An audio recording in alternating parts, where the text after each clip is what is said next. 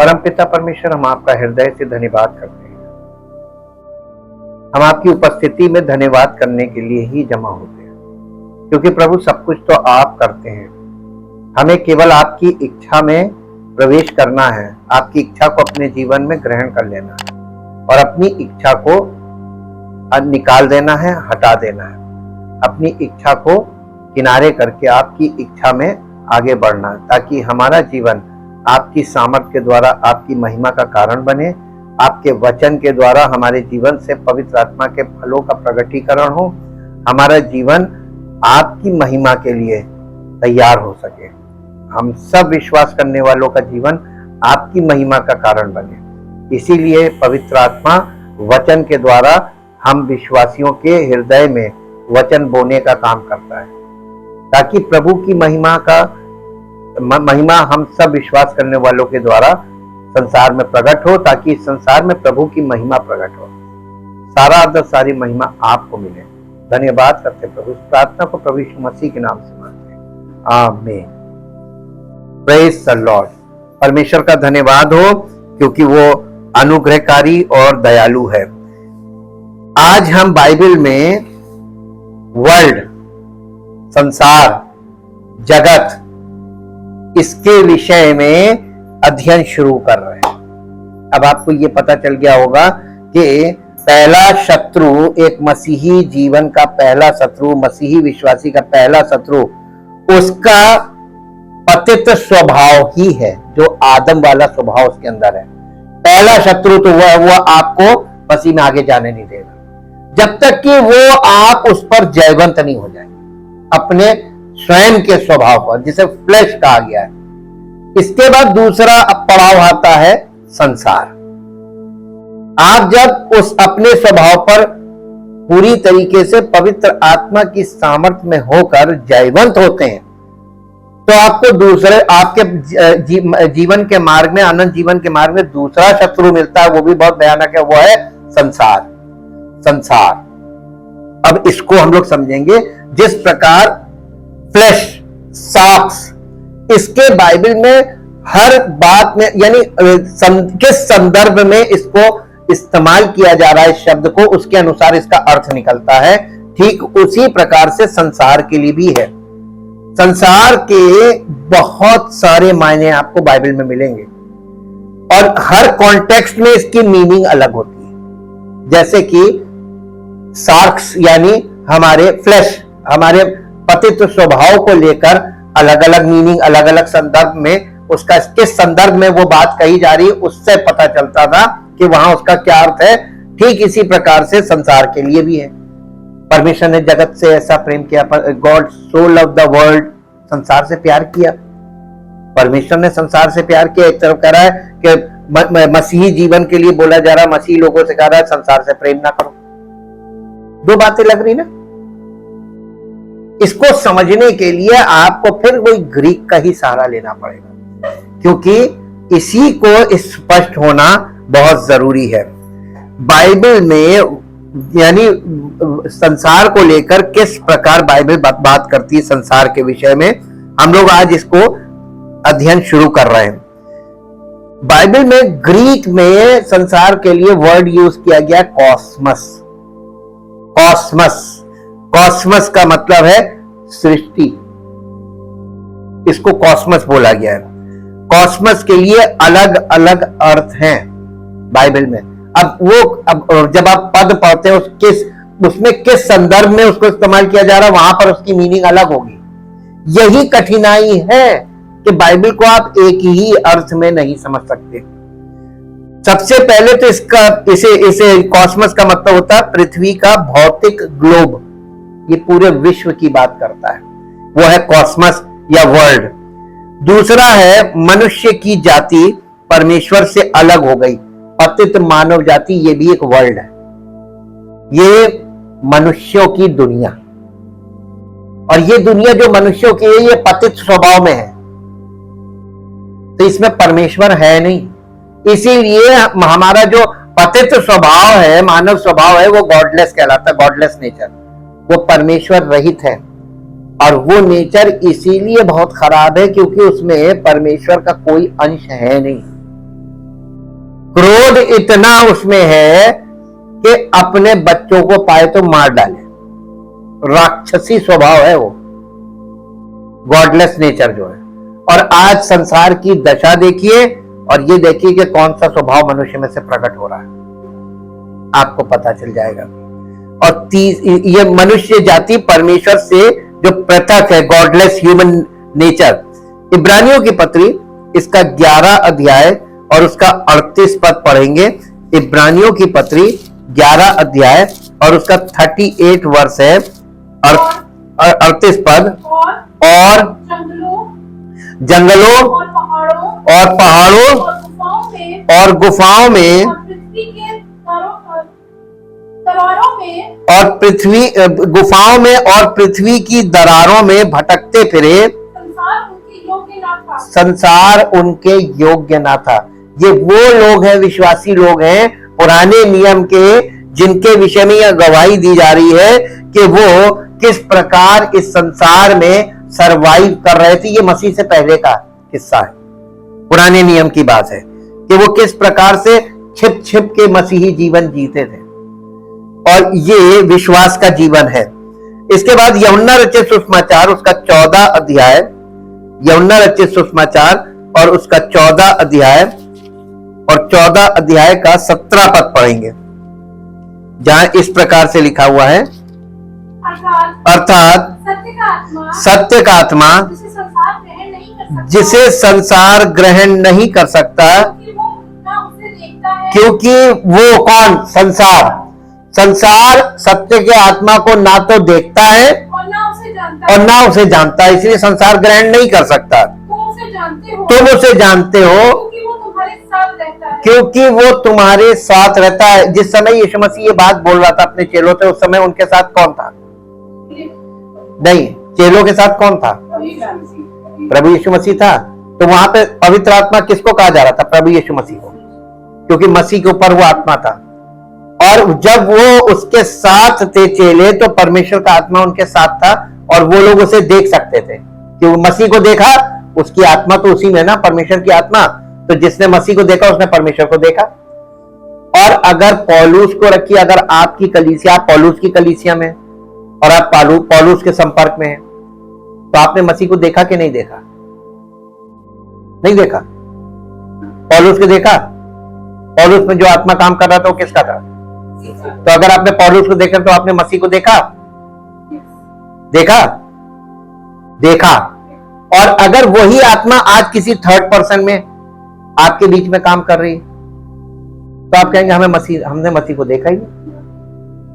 और आप उस व्यक्ति के संपर्क में हैं, परमेश्वर का आत्मा आपसे लगातार बात कर रहा, फिर भी आप आज्ञा नहीं मान रहे, आपने मन नहीं बदला, आपने चाल चलन नहीं बदला, अभी तक आप वही सांसारिक रीति रिवाज में फंसे हुए हैं, वही तरीके, तौर तरीके, वही सोचने का तरीका, बोलने का तरीका, वही जीवन जीने का तरीका, और आप कहते हैं हम मसीह में। आपकी जीवन शैली गवाही दे रही नहीं है। बहुत सरल है, साफ दिखता है। इसमें कोई बहुत ज्यादा लैब टेस्टिंग की जरूरत नहीं है कि लैब की टेस्टिंग कराएंगे तब पता चलेगा है कि नहीं। अरे ये तो आंखों से साफ दिखता है, लक्षण। यही बात यहां पर बताई जा रही है। और संसार पवित्र आत्मा को ग्रहण नहीं कर सकता। अब बताइए, कलीसिया में जो सांसारिक स्वभाव वाले लोग हैं, वो यीशु मसीह की बातों को, जो वचन है, उन तक पहुंचाया जा रहा, वचन का सत्य खोल खोल कर बताया जा रहा, देख भी रहे हैं, सब कुछ अब बोल रहे हैं, हाँ हमें दिख रहा है, लेकिन वो इसको मान क्यों नहीं? आपको एक बात नहीं समझ में आ रही है कि आपको इस बात की, ये जो आप कर रहे हैं, तो जानबूझ के आप वो कर रहे हैं, परमेश्वर को क्रोध दिलाने का काम। आप पर अनुग्रह करेगा या आप पर क्रोध करेगा? क्रोध करेगा, क्योंकि आप साक्षात इन चीजों को जब नहीं जानते थे, अज्ञानी थे, तो परमेश्वर ने अनुग्रह किया। लेकिन अनुग्रह की अवधि घटने लगती है जब आप सत्य को सुनते हैं लेकिन मानते नहीं, तो अनुग्रह बंद होने लगता है, समस्याएं बढ़ने लगती हैं। ये होगा और यही मसीही जीवन में आपके लिए फांस बन जाएगा। इसलिए यहां पर जो यूहन्ना रचित सुसमाचार 15 अध्याय का 18 पद पढ़िए। 15 अध्याय का 18 पद। यदि संसार तुमसे यदि संसार तुमसे बैर रखता है, तुम जानते हो कि उसने तुमसे, संसार ने तुमसे पहले मुझसे बैर रखा। यदि तुम संसार के होते, ये छोड़ दीजिए, हम लोग के लिए है ही नहीं ये लाइन, ये तो चेलों के लिए बोल रहा है। अक्सर मसीही लोग ये पढ़ते हैं और अपने आप को इस कैटेगरी में जोड़ लेते हैं, काल्पनिक, और ना उस मार्ग में चल रहे होते हैं, ना उसकी आज्ञा मान रहे होते हैं, ना उसकी इच्छा को जानते हैं, ना उसकी इच्छा को पूरा करते हैं, ना उसकी योजना को जानते हैं, ना जानना चाहते हैं। उनको तो बस ये कि हमको मन्नत माननी आती है, प्रभु ये दे देगा तो हम प्रभु को देंगे। तो आप प्रभु को डील करना मांगते हैं, लालच देके। लगता है जैसे वो उस सरकारी ऑफिस में बाबू लोग नहीं होते हैं। आप परमेश्वर को इस तरीके से डील करना मांगते हैं, ये बहुत घिनौना पाप है। क्योंकि परमेश्वर के विषय में वचन में लिखा, ना तो वो घूस लेता है, ना वहां चापलूसी चलती है, वहां हाँ की हाँ, ना की ना, और सही को सही कहेगा, गलत को गलत कहेगा। तुम चाहे कितना भी उसके सामने अपना सारा धन डाल दो, वो एक्सेप्ट ही नहीं करेगा। ना, ले जाओ, जब तुम मेरी आज्ञा नहीं मानते हो तो ये ले जाओ, क्योंकि तुम मुझको कुछ दे नहीं सकते हो। मैं तुमको संपत्ति प्राप्त करने की सामर्थ्य देने वाला परमेश्वर हूं, तुम मुझे लालच नहीं दे सकते।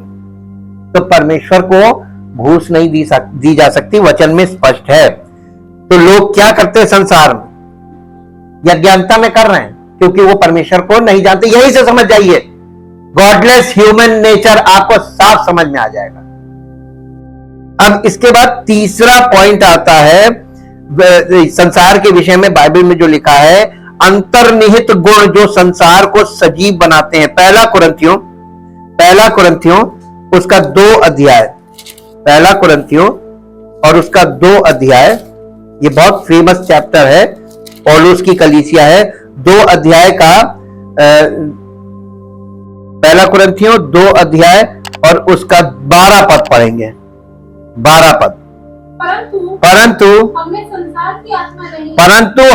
संसार की आत्मा नहीं, परंतु वो आत्मा पाया है जो परमेश्वर की ओर से है, कि हम उन बातों को जाने जो परमेश्वर ने हमें दी है। या पौलुस कलीसिया को बता क्या रहा है, मनुष्य की बातें कोई नहीं जानता, केवल उस मनुष्य की आत्मा के जो उसके अंदर है। आपके अंदर दिल में क्या है, आपके मन में क्या है, ये आप यानी आपकी आत्मा जानती है, और कोई नहीं जानता, जब तक कि आप किसी को ये बताए ना या किसी के सामने जताए ना, तब तक आपके अंदर दिल में क्या है कोई नहीं जानता। जान सकता है? नहीं जान सकता। इसी प्रकार से परमेश्वर की बातें कोई नहीं जानता, केवल परमेश्वर की आत्मा की। और परमेश्वर का आत्मा, पौलुस कह रहा है हमको संसार की आत्मा नहीं, परंतु वो आत्मा दिया है जो परमेश्वर की ओर से है, ताकि हम उन बातों को जाने जो परमेश्वर ने हमारे लिए रखी हैं। तो परमेश्वर का आत्मा कलीसिया में आपको काहे के लिए दिया गया है? ले, क्या जानने के लिए? कि परमेश्वर की इच्छा हमारे लिए क्या है, और ये परमेश्वर के वचन। इसीलिए पवित्र आत्मा बिना वचन के कभी संवाद करेगा ही नहीं। ये इतनी झूठी शिक्षा में क्या है, वो ऐसे करेंगे और वो कुछ कुछ बोलेंगे, आपको लगेगा पवित्र आत्मा बोल रहा है। धोखा मत खाना। पवित्र आत्मा व्यक्तिगत बातचीत नहीं करता। पवित्र आत्मा जब भी बात करेगा तो यहां से करेगा, उसके बातचीत का आधार वचन होगा। और आज देख लीजिए कलीसियाओं में सबसे ज्यादा निरादरी काहे की होती है? पवित्र आत्मा के द्वारा बोले गए वचनों का निरादर होता है, और उसके सुन के और अनसुना करना, आज्ञा ना मानना, वचन को ग्रहण ना करना, उसके अनुसार जीवन ना जीना, और फिर ये कहते प्रार्थना करनी। मेरे लिए बहुत कठिन परिस्थिति हो जाती है कि मुझे ये मालूम है कि मैं इनके लिए चाहे आंसू बहा के भी प्रार्थना करूं, परमेश्वर अनुग्रह नहीं करेगा, क्योंकि परमेश्वर ने अपने नाम से ज्यादा अपने वचन को आदर दिया है। और परमेश्वर के वचन का अनादर करने वाले व्यक्ति के लिए हम प्रार्थना करेंगे तो परमेश्वर हमसे कहेगा पहले जाकर उसको समझाओ, कि वो जो कर रहा है वो करना बंद कर दे। इसलिए हम आप लोगों को बार बार इस बात के लिए कि वचन का अनादर मत करो। जितना तुम इसका अनादर करोगे, परमेश्वर तुम्हारे विषय में कोई भी प्रार्थना करेगा, परमेश्वर सुनेगा नहीं। परमेश्वर बहुत सच्चा है, वो हां की हां कहता और ना की ना कहता, बीच का कोई रास्ता नहीं, करप्शन नहीं है वहां पे। इसलिए वहां उसको मनाना मुश्किल हो जाएगा, वो मानेगा नहीं। एक और पद निकाल लीजिए जो आपको मिलेगा, पहला कुरिन्थियों 3 अध्याय 19 पद। पहला कुरिन्थियों 3 अध्याय का 19 पद। क्योंकि इस संसार का ज्ञान परमेश्वर के निकट मूर्खता। संसार में कितना ज्ञान है, लेकिन मालूम है संसार का सारा ज्ञान परमेश्वर के निकट मूर्खता है। एग्जाम्पल दे, आपने अगर आज सुबह की न्यूज बता रहे, मैं लेटेस्ट न्यूज पे बात करता हूं। इंटरनेशनली ब्राजील एक देश है और ब्राजील में हाई फाई सिटी, हिंदुस्तान में तो कोई भी शहर वैसा है ही नहीं, बहुत हाई फाई मेट्रो सिटी, इतना आधुनिक ढंग का बना हुआ शहर। और हेडिंग ये थी कि यानी प्रकृति का क्रोध उस पूरे आधुनिक शहर को मिट्टी में मिला दिया। बारिश ने हाईवे और वो जो उनके ओवर ब्रिजेस थे इतने खूबसूरत बने, ऐसे ऐसे घूमे, सब डुबा दिया, स्टेडियम डुबा दिया, एयरपोर्ट डुबा दिया, हवाई जहाज डूबे खड़े थे। सारी उनकी जो हिकमत लगाई थी ना, मिट्टी मिला दी। इस संसार का ज्ञान परमेश्वर के आगे मूर्खता है।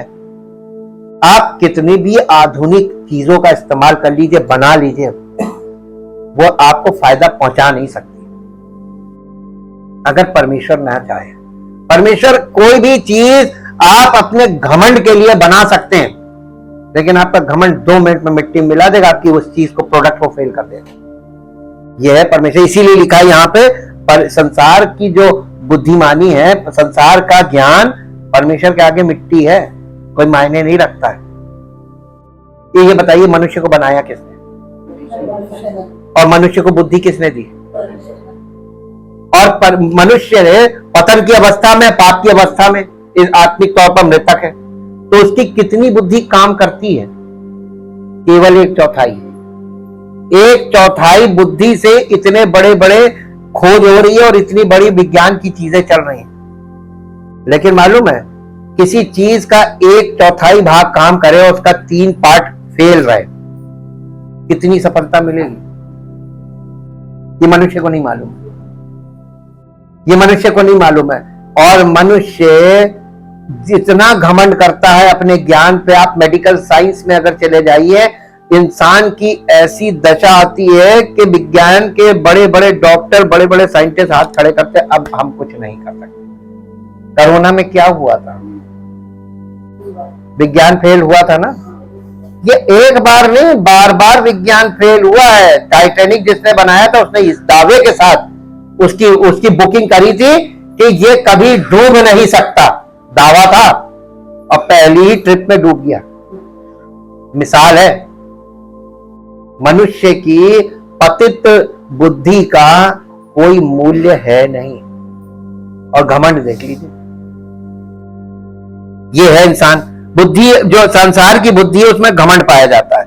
एक और चीज पद निकालिए, पहला कुरिन्थियों 7 अध्याय उसका 31 पद। पहला कुरिन्थियों 7 अध्याय और उसका 31 पद, 31 वर्ष। और इस संसार के साथ व्यवहार करने वाले ऐसे हों कि संसार ही के ना हो ले, क्योंकि इस संसार की रीति और व्यवहार बदलते जाते हैं। ये संसार में आज कुछ रीति है, थोड़े समय बाद रीति बदल जाएगी। आज जो सरकार है तुम उसकी रीति पकड़ोगे, जो दूसरी सरकार आएगी फिर उस रीति बदल जाएगी। आज तुम जहां जिस शहर में रह रहे हो वहां की रीति चल रहे हो, अपने शहर में आओगे रीति बदल जाएगी। ये संसार में रीतियां हैं और ये रीतियां बदलती रहती हैं। लेकिन मनुष्य इस संसार का होकर अगर रह ले गया यानी केवल आप सांसारिक जीवन में ही हैं, तो आपकी सारी कमाई नष्ट हो जाएगी, आपका सब किया धरा नष्ट हो जाएगा, लास्ट में रिजल्ट 0। करके देख लीजिए, या जिन्होंने किया उनको देख लीजिए, आपको पहले से पता चल जाएगा ये तो करके वहां बैठे हैं 0 पे, सब 0 पे चले जाएगा। इसलिए यहां पर ये बताया जा रहा है ये संसार का मार्ग है। और तीतुस की पत्री में आइए, तीतुस की पत्री 2 अध्याय, तीतुस की पत्री उसका 2 अध्याय और 2 अध्याय का 12 पद। और हमें चेतावनी देता है, नहीं बल्कि 11 पढ़ दीजिए ताकि मुद्दा पूरा हो जाए। क्योंकि परमेश्वर का वो अनुग्रह प्रकट है जो सब मनुष्यों के उद्धार का कारण है। और हमें चेतावनी देता कौन? परमेश्वर का अनुग्रह हमें चेतावनी देता है कि हम अभक्ति और सांसारिक अभिलाषाओं से मन फेर कर, अरे बड़ा मुश्किल है इस युग में संयम और धर्म और भक्ति से जीवन बिताएं। बताइए इस युग में ये वाली बात परमेश्वर चाह रहा है लोग ऐसा करें। क्या संभव है इस युग में, कल युग में? भक्ति का ड्रामा करवा लो वो ठीक है, सच्ची भक्ति की बात मत करना, उसमें साधना है, वो हम ना करें। हम भक्ति का ड्रामा करवा लो, वेशभूषा धारण कर लेंगे दुनिया को दिखाने के लिए, लेकिन अगर कहो कि दिल से उन चीजों को माने, नहीं मान नहीं पाएंगे। सच लिखा है, ये आप पूरा कर सकते हो तब आप कहिएगा कि मैं हाँ मसीह में मैं आगे जाऊंगा, वरना जहां वहीं रुक जाओ। इसलिए क्योंकि परमेश्वर हमसे क्या एक्सपेक्ट कर रहा है, अगर हम उसकी कसौटी पर नहीं उतरे तो नुकसान किसका होगा? हाँ, खुद का हो जाएगा, पहले से बुरी दशा हो जाएगी। एक और पत्र, ये संसार की अभिलाषाएं हैं। दूसरा पत्रस उसका पहला अध्याय, दूसरा पत्रस उसका पहला अध्याय और उसका 20 पद। पर पहले ये जान लो कि पवित्र शास्त्र की कोई भी भविष्यवाणी किसी के अपने ही विचारधारा के आधार पर पूर्ण नहीं होती। मालूम है, परमेश्वर के वचन में जो ये भविष्यवाणियों की पुस्तक है, पूरी बाइबल, इसमें कोई भी बात जो लिखी हुई है वो आपकी अपनी विचारधारा से उसका अर्थ नहीं निकलेगा। वो पवित्र आत्मा ही है जो परमेश्वर का दृष्टिकोण इसमें से आपको दिखाएगा। बाकी संसार में लोग इसका प्रचार कर रहे हैं, कैसे कर रहे हैं? अपनी दृष्टिकोण से प्रचार कर रहे हैं, यानी अपनी सोच के आधार पर। यहाँ पे वही तो लिखा हुआ है कि पहले जान लो कि पवित्र शास्त्र की कोई भी भविष्यवाणी किसी के अपने ही विचारधारा के आधार पर पूर्ण नहीं होती। तो जो लोग प्रचार कर रहे हैं बाइबल का, तो एक ही पद को एक व्यक्ति कुछ कह रहा, दूसरा व्यक्ति कुछ कह रहा, तीसरा व्यक्ति कुछ कह रहा, चौथा व्यक्ति कुछ कह रहा, हजारों लोग प्रचार कर रहे हैं, लेकिन हजारों लोग हजार प्रचार कर रहे हैं। क्या ये इसके 1000 मीनिंग है या इसका एक ही मतलब है? लेकिन जब पवित्र आत्मा बात करेगा तो वो सत्य आपके सामने लाएगा जो परमेश्वर ने जिसके कारण ही लिखा है, और वो आपको कठिन लगेगा। अरे ये तो बड़ा कठिन है, अच्छा इसका ये मतलब है, ये तो बहुत कठिन है, फिर हमको तो इसमें, यानी हमको इसमें इन्वॉल्व होना पड़ेगा, हमें इसमें चलना पड़ेगा। मसीही जीवन बैठे रहने का और विचार करने का जीवन नहीं है, मसीही जीवन जमीन पर चलने का जीवन है। आप इजराइलियों को देखिए, परमेश्वर ने चलाया था और ऐसी ऐसी जगहों से निकाला था कि उनकी हिम्मत नहीं थी कि बिना परमेश्वर के वो चल के दिखा दें। पहला यूहन्ना 2 अध्याय, पहला यूहन्ना 2 अध्याय, पहला यूहन्ना 2 अध्याय और उसका 15 पद पढ़िए। तुमने तो संसार से नहीं, फिर से, तुमने तो संसार से और न संसार में की वस्तुओं से तुमने तो नहीं, तुम ना तो संसार से और न संसार में की वस्तुओं से प्रेम रखो। यदि कोई संसार से प्रेम रखता है तो उसमें पिता का प्रेम नहीं है। ले, क्या आप ऐसा कर पाएंगे? अब सन्नाटा आ गया। नहीं प्रभु, हम नहीं कर सकते। तो फिर झूठा दावा कर रहे थे कि हम मसीह पे विश्वास करते हैं। सांसारिक वस्तुओं में क्या धरा है? आप खरीदते रहिए, सारी जिंदगी खरीदिए।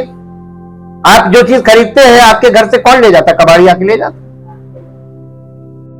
आप उन कबाड़ की चीजों के लिए जो आज आप खरीद के लाए, कल कबाड़ होगी, कबाड़ी वाला लेके जाएगा, उसके पीछे परमेश्वर का प्रेम ठुकरा रहे हो। भौतिक वस्तुओं में क्या धरा है? तो भौतिक वस्तुओं के चक्कर ही में तो लोग परमेश्वर को छोड़ रहे हैं, उसके प्रेम को ठुकरा रहे हैं। संसार में की वस्तुओं से प्रेम मत करो, ये कह रहा है। तो संसार में की वस्तुओं से प्रेम करने से आपको मिलेगा क्या? और अगर आप परमेश्वर की इस आज्ञा को मान लेते, ठीक प्रभु हम नहीं करेंगे, तो प्रभु यीशु मसीह ने क्या कहा? पहले तुम उसके राज्य और धर्म की खोज करो, परमेश्वर के राज्य और परमेश्वर के धार्मिकता की खोज करो, तो बाकी सब चीजें आपसे आप मिल जाएंगे। अब आपके ऊपर है कि आप इन चीजों के लिए लड़ाई झगड़ा संसार में ये साम दाम दंड लगा के गाड़ी खरीद रहे हैं, और आप प्रभु के पीछे चलने देंगे, आपकी सारी आवश्यकताओं की पूर्ति वो कर देगा। क्या हमारे पास नहीं है गाड़ी?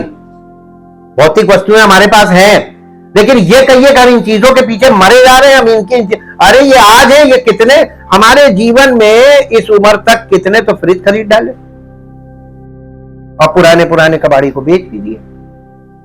महंगी महंगी चीजों की कितनी गाड़ियां। लो, आपकी एक गाड़ी में आपका जीवन पार हो जाएगा, एक शर्ट में जीवन पार हो जाएगा, एक जोड़े कपड़े में जीवन पार हो जाएगा। जीवन तो नहीं पार होगा ना।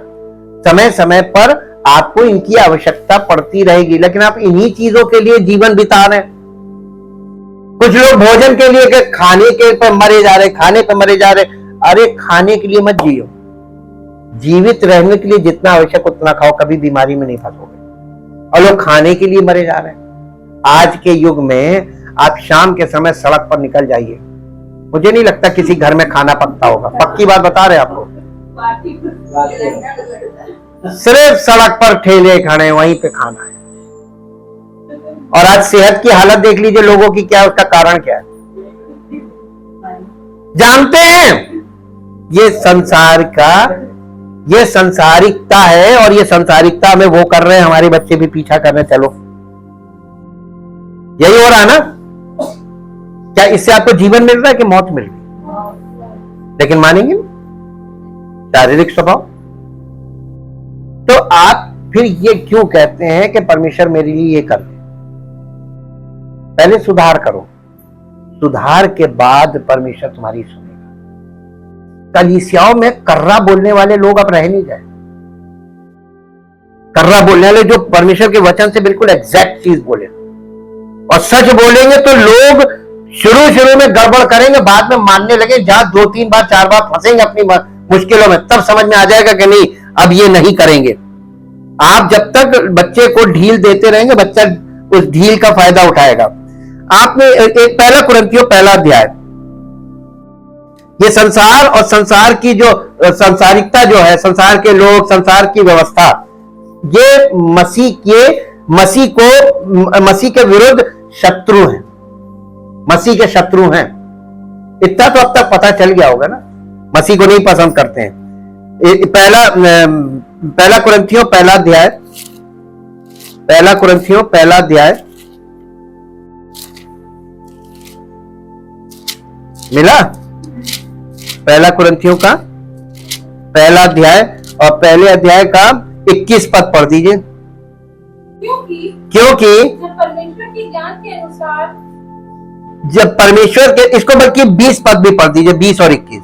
कहाँ रहा ज्ञानवान, कहाँ रहा ज्ञानवान, कहाँ रहा शास्त्री, कहाँ रहा इस संसार का विवादी, कहाँ रहा इस संसार का विवादी? क्या परमेश्वर ने संसार के ज्ञान को, क्या परमेश्वर ने संसार के ज्ञान को मूर्खता नहीं ठहराया? मूर्खता नहीं ठहराया? क्योंकि जब परमेश्वर के ज्ञान के अनुसार, जब परमेश्वर के ज्ञान के अनुसार संसार ने ज्ञान से परमेश्वर को ना जाना, संसार ने ज्ञान से परमेश्वर को ना जाना, तो परमेश्वर को ये अच्छा लगा, तो परमेश्वर को ये अच्छा लगा इस प्रचार की की मूर्खता के कि इस प्रचार की क्रूस की कथा का प्रचार किया जाए और इस क्रूस की कथा की प्रचार की मूर्खता के कारण द्वारा विश्वास करने वालों को उद्धार दे। ये परमेश्वर को अच्छा लगा। और ये क्रूस की कथा का जो प्रचार है ना, परमेश्वर के वचन में लिखा, ये मूर्खता का प्रचार, क्योंकि परमेश्वर को ये बात मालूम थी, मालूम है कि इस संसार के लोग जो ज्ञानी हैं अपने लेखे, वो परमेश्वर की इस क्रूसीफिक्शन को, इस प्रेम को जो उसने अपने पुत्र के बलिदान के द्वारा प्रकट किया है, इस उद्धार के काम को मूर्खता समझते हैं। उनके लिए मूर्खता का प्रचार है। लेकिन परमेश्वर को यही अच्छा लगा कि इसी मूर्खता के में जो विश्वास कर ले गया उसे उद्धार मिलेगा, जो नहीं। और मैक्सिमम बताइए पढ़े लिखे लोग इस पर विश्वास कर पाएंगे? क्योंकि उनके लिए मूर्खता है। अन्य जातियों के लिए क्रूसीफिक्शन मूर्खता है, लिखा हुआ है यहां पे। यहूदी चिन्ह चाहते हैं और अन्य जाति ज्ञान की खोज में रहते हैं। तो अन्य जाति कहां फंस गए? अपने ही ज्ञान में। और इसीलिए वो संसारिकता का हिस्सा बने हुए परमेश्वर को नहीं जानते। ये तो कोई बुरी बात नहीं है, नहीं जानते, अज्ञानता में। लेकिन बुरी बात मालूम क्या है? जानना नहीं चाहते। जब उनको परोसा जा रहा है तब भी वो उसका आदर नहीं कर रहे, ये बुरी बात है। ये बहुत भयानक पाप है। इसकी माफी नहीं। जो आता है और आकर भाग जाता है, माफी नहीं है। पक्का बता रहे, इसमें बाइबल से हम आपको दिखा देंगे। हमने आपको बताया ना, परमेश्वर माफ नहीं करता है। ये अनुग्रह का काम है, ये भी माफी नहीं है, अनुग्रह है। आपके विश्वास पर टिका हुआ आपका अनुग्रह, और आपने अगर पूरा विश्वास नहीं किया, जरा सा आगे बढ़े, पीछे भाग गए काम। एक पद और हम लोग देखेंगे जो आपको मिलेगा, यूहन्ना रचित सुसमाचार, नहीं, दूसरा यूहन्ना नहीं, यूहन्ना रचित सुसमाचार 7 अध्याय 7 पद। यूहन्ना रचित सुसमाचार 7 अध्याय 7 पद। संसार तुमसे बैर नहीं कर सकता है? संसार तुमसे 7 अध्याय का 7 पद। संसार तुमसे बैर नहीं कर सकता, परंतु वो मुझसे बैर करता है। संसार को यीशु मसीह से बैर है। जब आप यीशु मसीह का नाम लेंगे ना, तब एलर्जी हो जाएगी। तो यीशु मसीह झूठ बोल रहे थे कि सच बोल रहे थे? और जब आप यीशु मसीह पर विश्वास करने का दावा करते हैं और फिर संसार में आप जाके झूठ बोल देते हैं, नहीं, हम नहीं। पतरस ने बोला था ना, 3 बार इनकार किया था। तो प्रभु यीशु मसीह ने पतरस पर तब तक विश्वास नहीं किया था जब तक उसने 3 बार अंगीकार नहीं किया था। अच्छा, वो तो पतरस था, प्रभु का चेला, हम तो वो भी नहीं है। और अगर हम उसको लोगों के सामने उसको एक्सेप्ट नहीं करेंगे, लिखा है कि जो कोई मुझे मनुष्यों के सामने मान लेगा उसे मैं भी मान लूंगा, और जो मनुष्यों के सामने मेरा इनकार करेगा उसे मैं एक्सेप्ट नहीं करूंगा। अब आप बताइए कि आप एक्सेप्ट किए जाएंगे? ऐसी गलती मत करो, ऐसी गलती मत करो। प्रभु को आप किस चीज के विषय में तौल के दे रहे हो कि ठीक है हम प्रभु को नहीं मानेंगे? किस चीज से आप तौल रहे हो? उसका मूल्य वही आप लगा रहे हो, और वो है बहुमूल्य। उसके साथ आप कितना कम मूल्य कर रहे हो। वह संसार तुमसे बैर नहीं कर सकता, परंतु वो मुझसे बैर करता है, क्योंकि मैं उसके विरोध में ये गवाही देता हूं कि उसके काम बुरे। संसार में सारे बुरे काम हैं।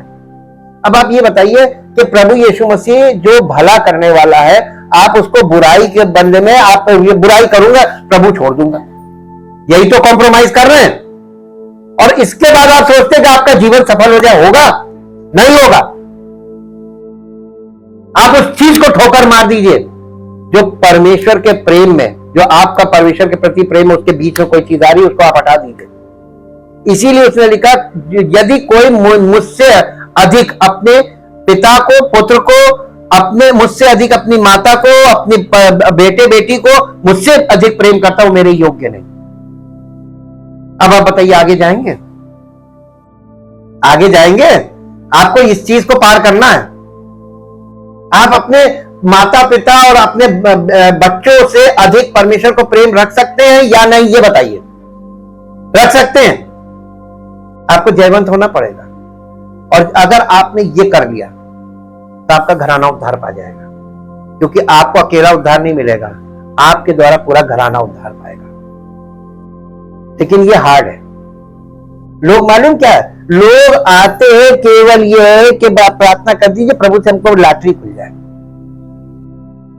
भावनाएं सब पकड़ में आ जाती हैं और पवित्र आत्मा हमको सब कुछ सबके मनों में प्रकट करके दिखा देता है।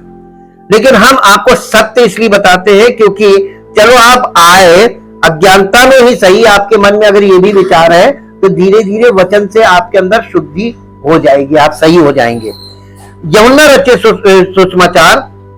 रचित सुसमाचार उसका 14 अध्याय और उसका 17 पद पढ़िए। यूहन्ना रचित सुसमाचार अभी हम लोगों ने पढ़ा भी था ये। अर्थात सत्य का आत्मा जिसे संसार ग्रहण नहीं कर सकता क्योंकि वो ना उसे देखता है। देखिए, पवित्र आत्मा को कैसे देखा जा सकता है? जैसे संसार के आत्मा को देखा जा सकता है। संसार की आत्मा को कैसे देखते हैं?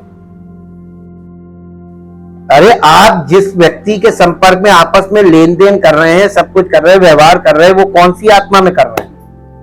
संसार की आत्मा में तो हो रहा है ना। तो संसार की आत्मा में हम एक दूसरे को देख भी रहे हैं, एक दूसरे से लेन देन कर रहे हैं, बातचीत कर रहे हैं, संसार की आत्मा में है कि नहीं है? सांसारिक तरीके से। तो परमेश्वर की आत्मा को कैसे हम पहचानेंगे, कैसे उसके संपर्क में जाए?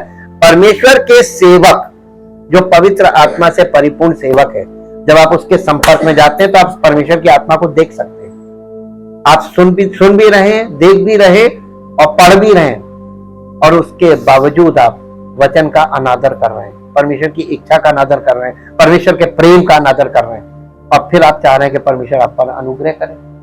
अनुग्रह की आप आत्मा का अपमान कर रहे हैं। ये तो बात अलग है, करेगा नहीं, लेकिन इसकी प्रतिक्रिया उसकी क्या होगी ये आपने कभी सोचा है? क्रोध से भर जाएगा और फिर आपको कोई बचा नहीं सकता उसके क्रोध से। इसीलिए यीशु मसीह ने अपने शब्दों में बताया, अधूरे सुधार से विपत्ति इसीलिए बताई थी कि जब कोई व्यक्ति कलीसिया में आता है उसे छुटकारा तो मिलता है, लेकिन मसीही जीवन उसका पूरा यानी कोर्स कंप्लीट नहीं होता, उससे पहले वो भागता है और फिर उसका जीवन पहले से भी भयानक हो जाता है। ये लिखा हुआ है, उसने बताया और बिल्कुल फैक्ट है ये। जितने अधूरे भागेंगे, ना तो तुम संसार के रहे ना इस परमेश्वर के राज्य के हुए, अब तुम बीच में लटको। आप जब संसार से निकाला प्रभु ने तो वहां तो बैर, अब आप पीछे जाके देखिए, फिरौन की सेना पीछा कर रही। इजरायली क्यों आगे भाग रहे थे? पीछे से फिरौन की सेना, आगे लाल समुंदर।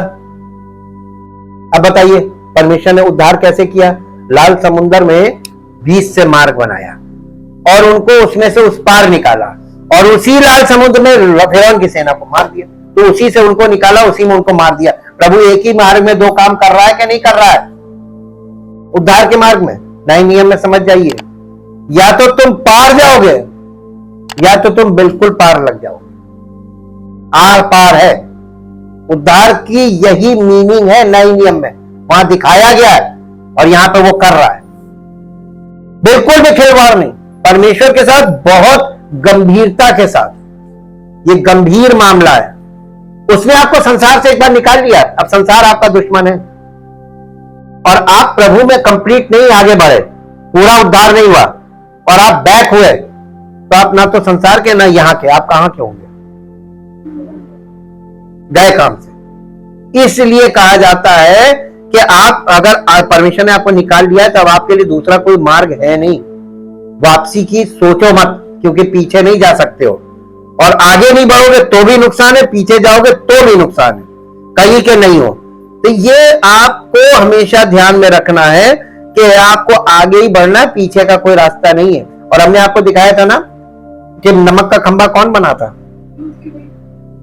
क्यों? उसने कहा था पीछे मत देखना, उद्धार के मार्ग में पीछे मुड़ के मत देखना। इस्राएलियों से भी परमेश्वर ने कहा था आगे आगे भागो, पीछे मत देखना। और आप उद्धार के मार्ग में बार बार पीछे घूम के देखेंगे ना, नमक का खंबा बनी थी, आज तक नमक का खंबा है। परमेश्वर झूठ नहीं बोलता है, जो बोला है वैसे ही करेगा। इसलिए निकलते चले जाओ, पीछे मुड़ के मत देखना। यूहन्ना रचित सुसमाचार उसका 15 अध्याय का 18 पद पढ़िए। अभी पढ़ा है ना? यदि संसार तुमसे बैर रखता है, यदि संसार तुमसे बैर रखता है, तुम जानते हो कि उसने तुमसे पहले मुझसे बैर रखा था।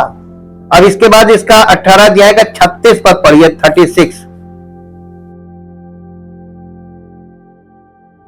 36 18 अध्याय का। यीशु ने उत्तर दिया, मेरा राज्य इस संसार का नहीं। यदि मेरा राज्य संसार का होता तो मेरे सेवक चुनाव लड़ते। मसीह के सेवक चुनाव लड़ते अगर इस संसार का उसका राज्य होता। आज चुनाव क्यों होता है? राज्य के लिए हो रहा है ना, शासन पाने के लिए। लेकिन ये संसार का शासन पाने के लिए हो रहा, तब ये दशा चल रही है।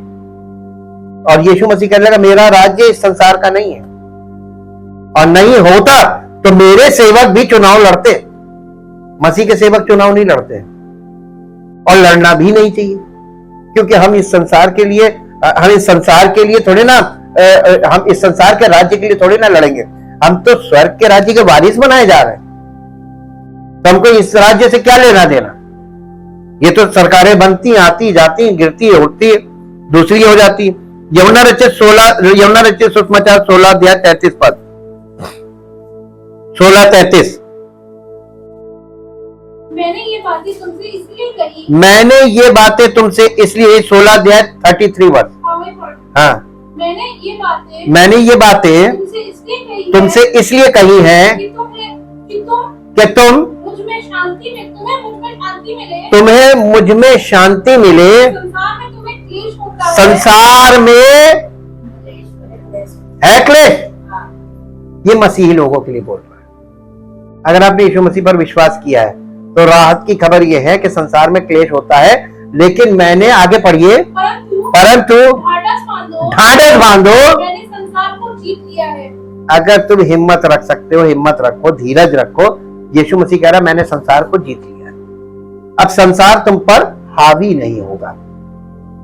अब बताइए, आपके लिए सारी जो कठिन चीजें थी वो तो उसने पूरी कर दी। अब आपको कौन सी रुकावट?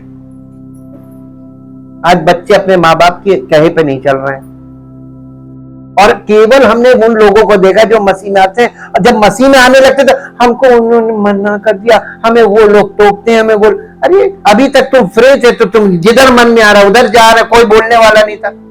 ये बहानेबाजी होती है। इंसान बहुत बड़ा बहानेबाज है। हमने बताया ना, एक्टर, शारीरिक मनुष्य बहुत बड़ा एक्टर होता है, और उसके जैसी एक्टिंग कोई कर नहीं सकता संसार में। एक और पद पढ़ दीजिए, यूहन्ना रचित सुसमाचार 12 अध्याय 31 पद। 12 अध्याय 31 पद, यूहन्ना नहीं है, 12 अध्याय 31 पद, 31 वर्ष। अब इस संसार का न्याय होता है। अब इस संसार का सरदार निकाल दिया जाएगा, और मैं यदि पृथ्वी पर से ऊंचे पर चढ़ाया जाऊंगा, तो सबको अपने पास खींचूंगा। तब तो सबको अपने, ये रैप्चर की बात कर रहा है यीशु मसीह। और मालूम है, सेकंड कमिंग जो है वो कलीसिया के लिए क्या है? वो सबको ऊपर ले लेगा। हम सब उसके साथ महिमा में प्रकट किए जाएंगे। रैप्चर का सीन है, वो अपनी महिमा में हमको प्रकट करेगा, सच्चे विश्वासियों को। बाकी सब जमीन पर रहेंगे, और ये संसार जो है ना, ये नरक की अग्नि से जलने लगेगा। आगे की योजनाएं तो अभी लोगों को मालूम नहीं है, झेल नहीं पाएंगे। एक लास्ट में वर्ष पढ़ेंगे जो आपको मिलेगी, याकूब की पत्री 4 अध्याय और उसका 4 पद। याकूब 4 अध्याय 4 पद। ये व्यभिचारिणों, हे व्यभिचारिणियों, क्या तुम नहीं क्या तुम नहीं जानती संसार से मित्रता करनी, कि संसार से मित्रता करनी परमेश्वर से बैर करना है। परमेश्वर से बैर करना है। अतः जो कोई संसार की मित्रता होना चाहता है, अतः जो कोई संसार का मित्र होना चाहता है वो अपने आप को परमेश्वर का बैरी बनाता है। निर्णय आपका है। ज्यादातर ये देखा गया है, लोग फिजिकल साइड ही जाते हैं, संसार से मित्रता करना पसंद करते हैं, परमेश्वर चाहे कितना बैरी हो जाए। और फिर जब मुश्किल समय आता तब क्या करते हैं? अब बताइए, उस समय की आपके लिए अगर प्रार्थना की भी जाए तो सुनेगा? क्यों नहीं सुनेगा? अरे आप स्वार्थी है। आज का मनुष्य, बाइबल बताती है, बहुत स्वार्थी हो जाएंगे अंत के दिनों में। आपको जब जरूरत पड़ी तो पुचकारने लगे, पैर छूने लगे, और जब काम निकल गया फिर मुंह मोड़ दिया, फिर उसके जब फंसे फिर ये तरीका क्या सही? आपके साथ कोई ऐसा व्यवहार करे, आप बर्दाश्त करें ना उसको, स्वार्थी लोगों को? लेकिन अंत के समय में लोग स्वार्थी हो जाएंगे। आज आप रिश्तों में भी ये चीज झेलेंगे, झेलना पड़ेगा आपको। लेकिन एक बार आप परमेश्वर को समर्पित हो जाइए और वफादार बने रहिए, आपको कभी मांगना नहीं पड़ेगा, सब कुछ मिलेगा। वो हमको भिखारी नहीं बनाता है, वो हमको अपनी संतान बना रहा है, अपना बेटा बना रहा है और हक से देता है। एक और पद पढ़िए जो आपको मिलेगा, पहला यूहन्ना 2 अध्याय 15 पद। पहला यूहन्ना 2 अध्याय 15 पद जी। तब उसने पहला यूहन्ना 2 अध्याय 15 पद, 15th वर्ष।